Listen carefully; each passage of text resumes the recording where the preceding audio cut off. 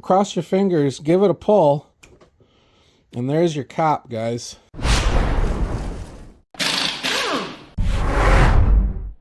Hey guys, Machines and Metal. We're just working on one of these Echo SRM 225 straight shaft weed eaters.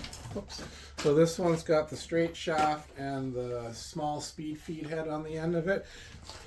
Excuse me. And we have to adjust the high RPM mixture on this carburetor. Now guys, I made a video about doing this before. I'll link it right now in the video. You'll see it there, maybe in this corner or in this corner or somewhere. But I wanted to make a video particularly talking about how to remove the limiter cap to adjust this carburetor, guys. So this carburetor has two mixture adjustments on it. It's got the idle, which is down in the bottom of this gold barrel here, and then the high RPM, guys.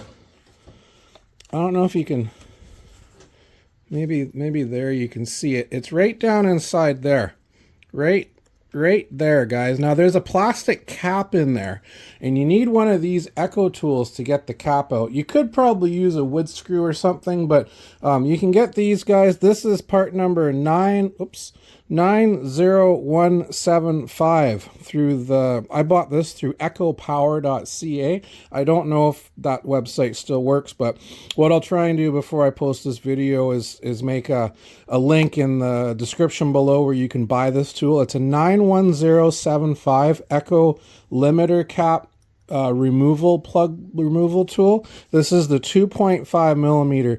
Now between you and me, I think you could use a 2.5 millimeter metric screw to do this. Anyway, what you do is you take this tool and you put it down underneath there into the limiter cap, and you want to press and you want to turn it counterclockwise about 2.5 to 3 turns, and you'll be able to feel it start to bite into that cap. Once you've kind of got it, cross your fingers, give it a pull, and there's your cap, guys. I don't know if you can see it on the end of the tool there, right there, that little plastic thing. So we turn that off.